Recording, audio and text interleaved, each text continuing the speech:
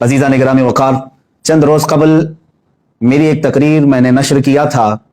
हिंदुस्तान के अमन व अमान को और यहाँ की फ़िज़ा को ख़राब करने वाले एक पाखंडी गीदड़ स्वामी नरसिंहानंद के ख़िलाफ़, जिसने इस्लाम और मेरे आका सल्लल्लाहु तआला अलैहि वसल्लम की ज़ात और कुरान को निशाना बनाकर बहुत गंदे अल्फाज इस्तेमाल किए, जिसको मुसलमान तो क्या एक सेकुलर किस्म का हिंदू भी बर्दाश्त नहीं करेगा।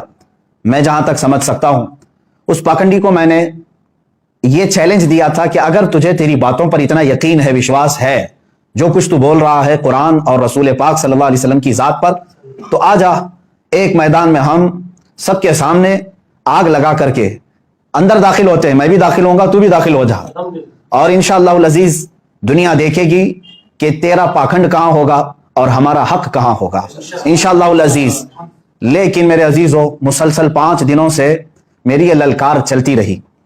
हमने आज से तकरीबन 5 दिन पहले उस पाखंडी पर जो स्प्रे मारा था, तो एक कीड़ा बाहर निकल आया, छोटा सा एक कीड़ा बाहर निकल आया। बाकी उस गीदड़ की तरफ से अब तक कोई जवाब नहीं आया, अब तक कोई जवाब नहीं आया। मैं फिर आज भी ये तकरीर इस छोटे कीड़े के जवाब के लिए नहीं, उस पाखंडी को दोबारा चैलेंज करने के लिए बना रहा हूं, दोबारा चैलेंज कर रहा हूं। हिंदुस्तान के अमन व अमान को खराब करने की कोशिश ना करो। मैंने इससे कबल वाली तकरीर में भी कहा कि हम लड़ना भिड़ना नहीं चाहते, जंगो जिदाल कत्ल क़िताल नहीं चाहते, अमन व अमान से रहने की तलकीन इस्लाम ने भी हमें दी है। लेकिन तुम जो जहर फैला रहे हो, ऐ मेरे अजीजों, जिसने अपने आप को महंत कहा, साधु कहा, संत कहा, उसकी हैसियत पाखंड से ज्यादा नहीं है। वो खुद बलात्कारी है, वो खुद गुंडा है, वो खुद दलाल है, और रसूल करीम सल्लल्लाहु तआला अलैहि वसल्लम के लिए वो ये अल्फाज इस्तेमाल करता है। क्या उस महंत और साधु से मैं कहता हूं, तुम्हारा दीन इस बात की इजाजत देता है कि दुनिया की किसी भी दीन के मुकद्दस शख्सियत के लिए ऐसे अल्फाज इस्तेमाल करोगे? मैंने आज तक हिंदुओं के किसी देवी देवताओं के लिए कभी ऐसे शब्द इस्तेमाल नहीं किया, और ना ही हम करना चाहते। मेरा दीन इस बात की इजाजत नहीं देता।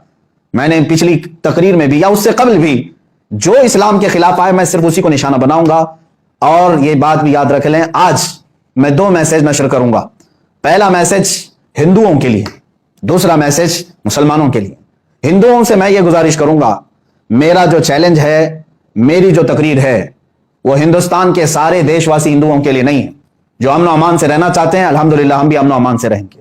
मेरा चैलेंज सिर्फ उस पाखंड के लिए है जो यहां के भाईचारे के लिए खतरा बना हुआ है और दीन को बार बार निशाना बना रहा है।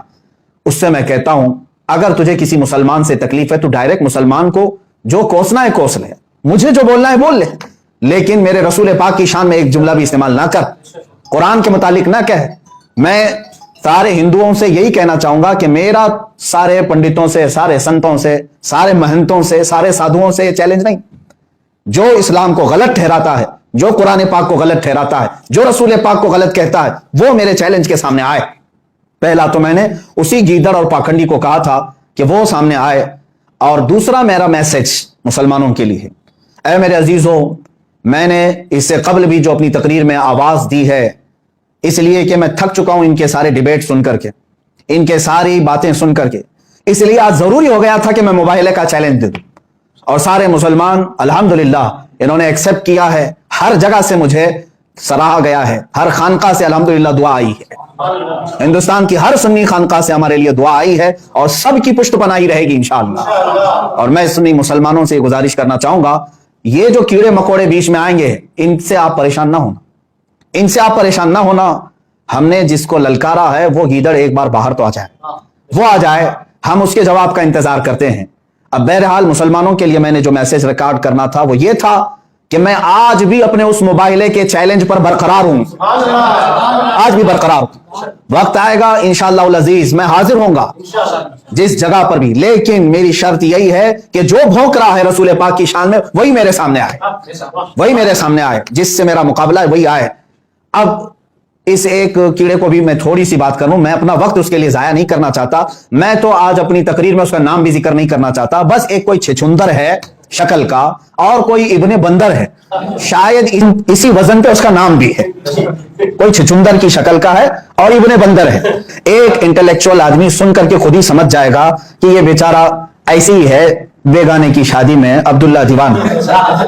बहरहाल आ भी गया है तू, बड़ी हिम्मत करके 5 दिन के बाद तूने वीडियो बना भी लिया। अब जिस छिचुंदर ने यह वीडियो रिकॉर्ड की और यह कह रहा है कि मुफ्ती सलमान अजहरी का चैलेंज मैं एक्सेप्ट करता हूं, पहली बात तो मैं पूरे आप तमाम लोग उसकी वीडियो को देख करके उसकी कायरता को समझ लें। आखिर में वो एक कहता है कि हमारे एक छोटे से बच्चे से शास्त्रर्थ कर लो, यानी डिबेट कर लो, उसके बाद अग्नि परीक्षा करेंगे। अच्छा, बच्चे से तो डिबेट करवाएगा? मैं तो पहली बात कर रहा हूं कि डिबेट के लिए अगर तैयार है तो बच्चे की क्या बात है, उसी पाखंडी को बुलाओ, जिस मैदान में कहो, जिस कमरे में कहो, जहां पर कहो, इंशाअल्लाह लजीज फकीर हाजिर होगा। पहले तूने चैलेंज किया है शास्त्रर्थ की, यानी डिबेट की, उसका भी मैं जवाब देता हूं। मेरी शर्त है, मैं हाजिर हूं। शास्त्रर्थ करना है, डिबेट करना है, मुनाजरा करना है। मेरी एक शर्त होगी, तू अपनी मुकद्दस किताबें लेकर के बैठेगा, चाहे तुम्हारी मुकद्दस किताबों में जो भी आए उनमें से पूरी मुकद्दस किताबें तू एक बैठक में सुना करके मुझे दिखाएगा। पहले बगैर देखे तेरी अपनी किताब मुझे सुना करके दिखा, और फिर इंशाअल्लाह उसी महफिल में मैं पूरा कुरान पाक एक बैठक में सुना के दिखाऊंगा।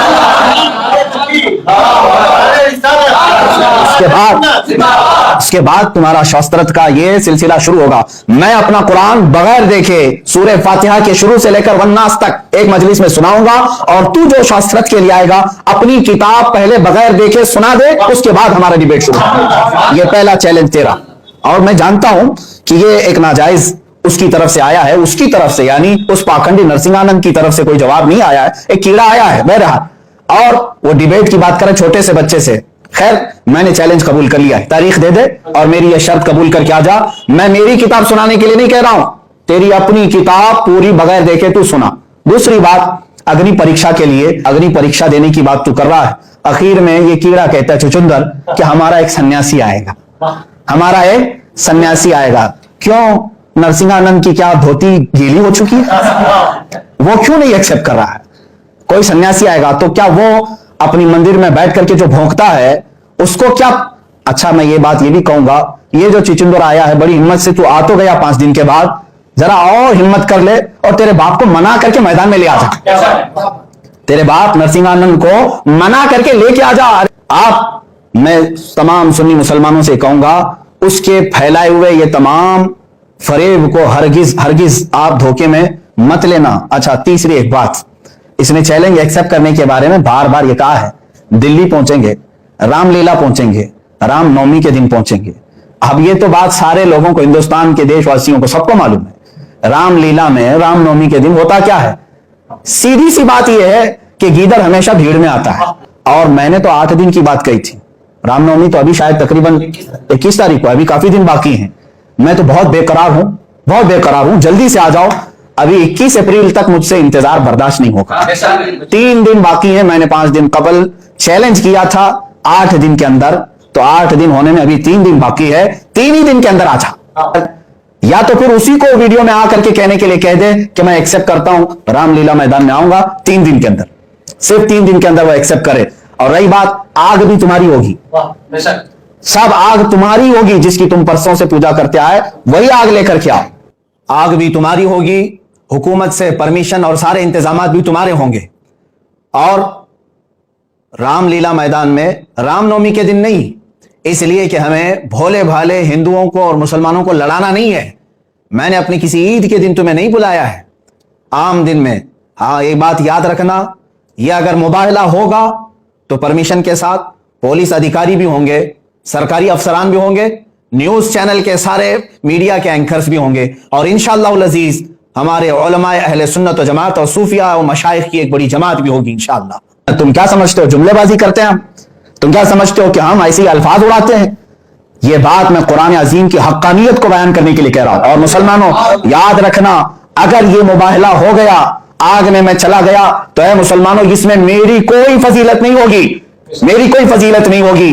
अगर अल्लाह रब्बुल इज्जत को ये वाज़ेह करना हुआ, आग में मैं दाखिल भी हुआ, तो ये सिर्फ और सिर्फ इस्लाम की हक्कानियत होगी, कुरान की हक्कानियत होगी और रसूल पाक की होगी, मेरी अपनी फजीलत के लिए नहीं होगी। ये बात याद रख लेना, मैं अपनी नामोरी के लिए हरगिज़ चैलेंज नहीं कर रहा हूं। और फिर सन्यासी आएगा, सन्यासी आएगा तो ये बात पहले ही से कह दे, इस तरह के अगर मुझे भेजना होता आग में कूदने के लिए, मियां हमारे यहाँ हर मुहर्रम की 10वीं को आग में लोग खेल जाते हैं, अगरचे अलग बात है कि मैं उस पर कुछ तबसरा आज नहीं करूंगा, आम नौजवान आग में खेल जाते हैं। अगर मुझे चैलेंज करना होता तो मैं दिल्ली 1 लाख लोगों को आग में कूदने के लिए कहता। मैं हरगिज ही किसी और पर डालना नहीं चाहता।